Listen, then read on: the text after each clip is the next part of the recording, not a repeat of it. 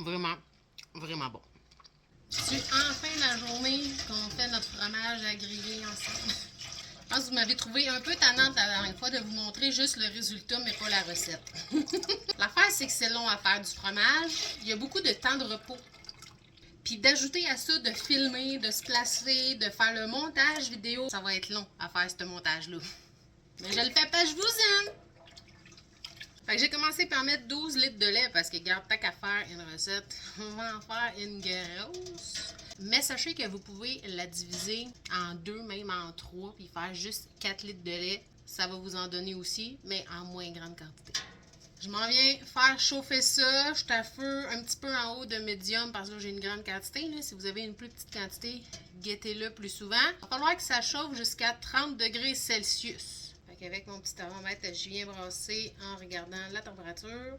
Je suis à 30 degrés, fait que je retire du feu. Je vais venir rajouter mon petit ferment. Celui que j'utilise, c'est celui-là. Moi, je l'ai pris chez Glengarry Cheesemaking.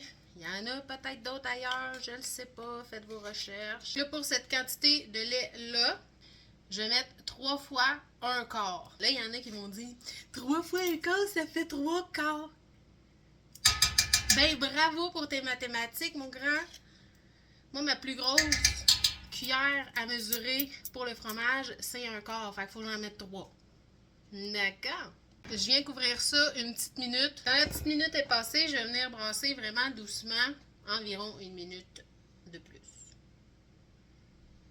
C'est le moment de relaxer. Un coup que c'est fait, on vient couvrir et on laisse reposer ça pour 1 heure. Aller désherber au jardin pendant ce temps-là. On est 1 heure plus tard, ça va être l'heure d'ajouter ma présure. C'est celui-là que j'utilise. Si vous le cherchez sur le site qui est en anglais, ça va être écrit Renette. C'est celle-là, mais pas dans la même bouteille parce que celle-là, elle va mieux pour mettre dedans. Même principe que tantôt, pour ma quantité qui est 12 litres de lait, je mets 3 fois un quart de cuillère à thé. Bien rempli, là. Là, tu viens brasser ça un petit 30 secondes, mais il faut que tu y ailles vraiment doucement parce que là, la présure a fait déjà son travail. C'est ça qui va venir faire coaguler ton lait. Fait que tu ne veux pas tout défaire son travail en brassant ça. Doucement, un petit 30 secondes. Puis maintenant, j'attends un bon 1h30, bien comme faut, avant la prochaine étape. Notre petite heure et demie est terminée. On va venir tester le cahier. Fait que là, le truc, c'est vraiment... Je sais pas si on va bien voir à l'écran. Je pense qu'on le voit quand même bien. On voit que ça fait une coupure nette. Ça veut dire que je suis prête. Dans le fond, je viens couper un genre de quadrillé dans tout mon fromage. Je commence dans ce sens-là. J'ai rallumé mon rond. Encore un petit peu en haut de médium. Cette fois-là, il faut que je monte ma température jusqu'à 38. Fait que là, je le brosse comme ça un petit peu au début. Je vais le laisser tranquillement réchauffer, puis après ça, je vais venir commencer à brasser avec ma petite cuillère. Avec ma cuillère, je vais venir commencer à le brasser doucement, encore une fois. Les morceaux de fromage, présentement, sont encore fragiles, sont très mous. On peut essayer de défaire justement les plus gros morceaux. Il y en a des vraiment gros morceaux. On va essayer de les défaire en plus petits un peu. Avec la cuillère, ça se défait vraiment bien.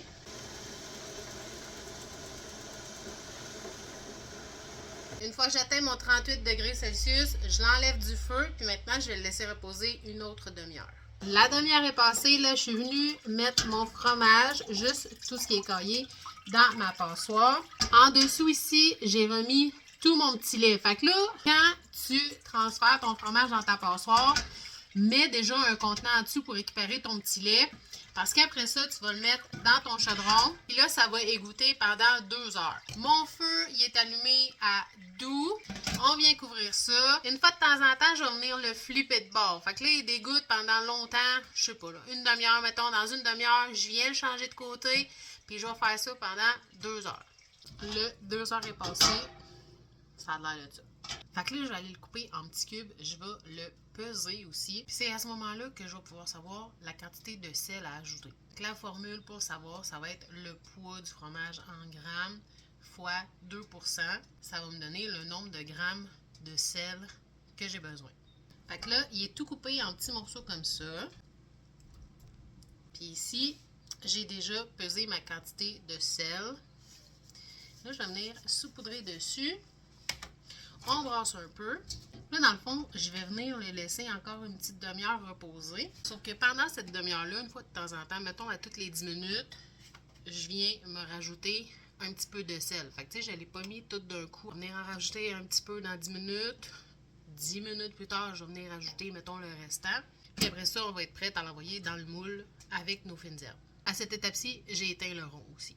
En attendant que ma petite demi-heure finisse, ben, j'en ai préparé mes fines herbes. Fait que là, je me suis ramassé du verre d'échalote de Sainte-Anne. Du thym, évidemment. C'est temps-ci, les petites branches ne sont pas trop coriaces, mais j'essaie quand même de mettre juste les feuilles. J'ai aussi un petit peu d'origan. J'ai fait le tour de mes petits plants de basilic qui sont en dedans. J'ai fait ma petite taille. Fait que là, j'ai aussi du basilic normal puis du basilic cannelle. Fait une petite taille aussi dans mon romarin que je vais venir mettre là-dedans. Fait qu'on va avoir beaucoup de saveurs. Ça va être vraiment bon. Bon, là, j'ai skippé la partie moulage, désolé. Là, en gros, on a coupé nos fines herbes ensemble, on les a mis dans un petit plat. Là, moi, mon but, c'est qu'il y en aille partout. Là, il y en a vraiment beaucoup de ce bord-là. Mais qu'il y en aille partout à l'intérieur aussi de mon fromage. Fait que comment j'ai fait ça? Dans mon moule, dans le fond, j'ai déjà mis une petite couche de fines herbes. La petite couche en dessous, c'était elle. Fait que une couche de fines herbes, une couche de petits cubes de fromage, une couche de fines herbes, une couche de petits cubes de fromage, etc. jusqu'au bord. Puis à l'intérieur, ben comme ça, je me retrouve avec de la saveur partout. On va se couper des beaux morceaux matin pour les faire griller. Moi, j'ai 2 moules. J'ai mis mon mélange de fromage et de fines herbes dans un moule. J'en ai mis un autre par-dessus. Tu sais, les deux sont de la même grandeur. Ils s'emboîtent un dans l'autre. J'ai mis l'autre par-dessus avec du poids dedans. C'est ça qui est important. Il faut vraiment que tout le petit lait qui resterait dans mon fromage sorte du fromage. Fait que mes moules sont percés, évidemment, pour que le surplus de liquide sorte. Et ça, j'ai laissé ça presser vraiment toute la nuit avec le poids par-dessus. Fait que là, on en est là à matin. On va pouvoir tester de quoi ça a l'air. Je vous jure qu'il sent vraiment, vraiment bon. C'est un peu chaud, mais...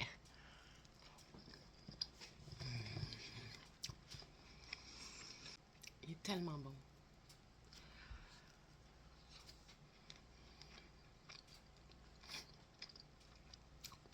J'aime vraiment beaucoup le manger de même, là. Mais tu sais, avec un souper sur le barbecue, des brochettes, mettons. C'est tout. Ok, bye.